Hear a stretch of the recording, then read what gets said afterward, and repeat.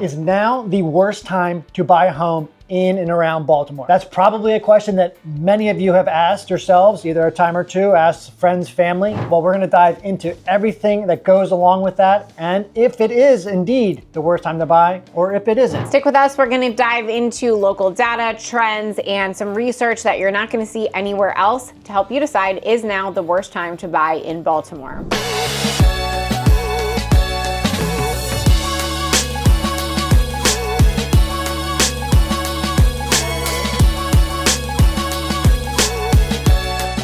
Here's what everyone's talking about. The national headline news, which is talking about raising interest rates, which are 6.75 to 7% on average right now, talking about Baltimore and all of the different issues that we have here as a city. And you're hearing this from a national level talking about our local city. Here on the street, what we're seeing is raising rent prices, an average of $2,800 to $3,200 a month for a very small apartment where you have no equity. When you break down the difference of what you're gonna be spending each month on a rental versus the high interest rates, you might be surprised to see, like we did with our clients recently, how much money you're actually losing by renting versus owning. And that's all well and good, but it's only if you are in a position to actually buy. Interest rates are such a buzz topic for every national headline news outlet, and there's good reason why. People dictate a lot of things off of that. But if you're using that as your sole reason to not purchase right now, you could be leaving a lot of money on the table long term. In summary, the real cost is not the interest rate, it's actually waiting. The Baltimore market reality. Headline news telling you that the market is at a standstill and houses are crashing, prices are going down.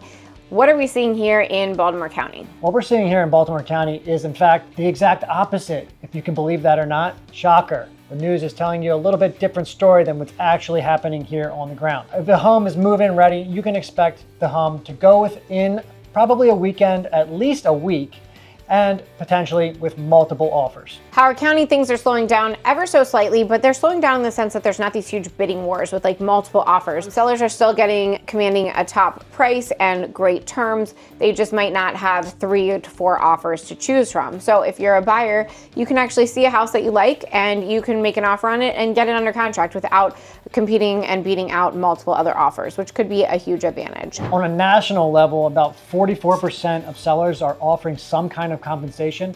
We're seeing that be a little bit lower here, and it's obviously niched down between neighborhood to neighborhood, county to county, but you can expect a little bit more in your pocket when you go in and around Howard County. Thinking about relocating to Baltimore? Well, I've got just the thing for you. My team and I have actually taken the time to create the ultimate relocation guide, which is meant to save you hours of research, and I've linked it all down below. From top employers to best hospitals and a boatload of other things, all the stuff you'll need to know before making the move to in and around Baltimore. The best part, this guide is entirely free. Just click the link in the description at the top pinned comment. Hope this helps.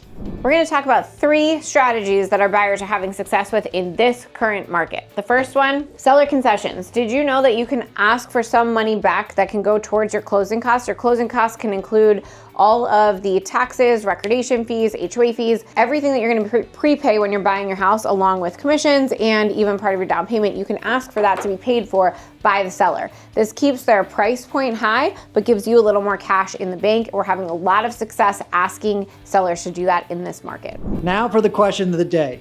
For those of you looking to move within the state of Maryland, you're already here, you want to move to a different part. What part do you want to move to? Do you want to move from the city, out of the city, from Baltimore County to Anne Arundel County, Annapolis to Frederick? Let me know in the comments. I'm extremely interested. Get an understanding of where people are moving within the state. Even better, give me a call, shoot me a text. All my information is right on the screen here. Looking forward to hearing from you.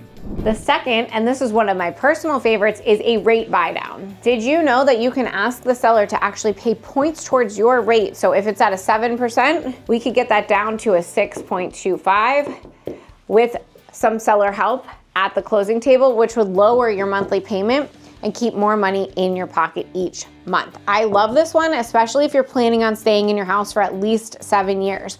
If you're not gonna be there that long, number one is actually the better way to maximize your money. But if you're gonna be there for at least 7 years, that rate buy down and your monthly payment being lower over that period of time is gonna outweigh any other type of seller concession that you can ask for at the closing table. The third one is contingencies. This is the period of time where you're doing your due diligence, and you usually have between 5 to 14 days to do this part.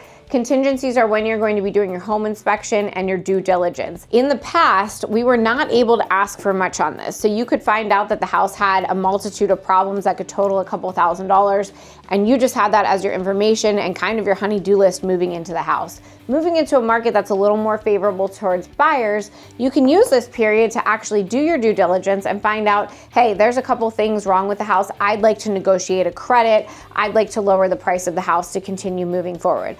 This is something that you need to do within reason and within the coaching of an agent based on actual real numbers, not just using this as a way to negotiate a new price on the house. But if you have things that are actually warranted in this home inspection that make you uncomfortable, that would help you sleep better at night once you move into the house, this is a great market to actually ask for those things and get a seller to agree. Hey guys, it's Kelly. I'm here with Mike as well. And as much as I love making these videos, there's one thing I love even more, and that's helping families and people from all across the country make a move here to Baltimore.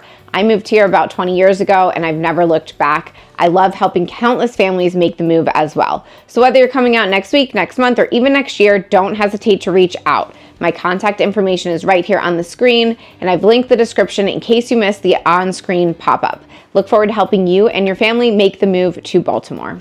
If you're looking for the advantage right now, the advantage is that you're going to have a lot less competition than you did, say, in 2021 or 2022, when rates were a lot lower, of course, but the competition was much more fierce. You had so many buyers in the market comparatively to what you have now. So if you want some flexibility, if you want some opportunity to have some seller help, whether it be in credits, whether it be in rate buy down, or in just flexibility of maybe selling your home now and then comfortably moving into your new home, now is the time that you're going to have the ability to do any and all of these things here in 2025. So is now the worst time to buy in Baltimore?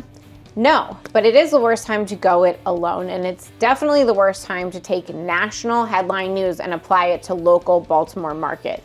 We're in the market, we see every single day how clients are negotiating both on the sale side and on the buy side, and we can help you take advantage of this current market because it's the first time that we're seeing a more balanced market since 2019. So over the past 5-6 years, a lot has changed, and we're finally moving into a place where you can get a deal done as a buyer, and as a seller, you know that you're still getting a great price for your home. So if you're even thinking about buying, whether it's either in Towson or it's in Bel Air or it's in Westminster, be sure to shoot us a DM, send us a text, and we'll be sure to set you up on a plan for success moving forward here in 2025. We love coaching you on all things buying and selling real estate in and around Baltimore. And today we are happy to explain to you why it's not the worst time to buy a home in Baltimore. And in fact, might be a great time to take advantage of this shifting market.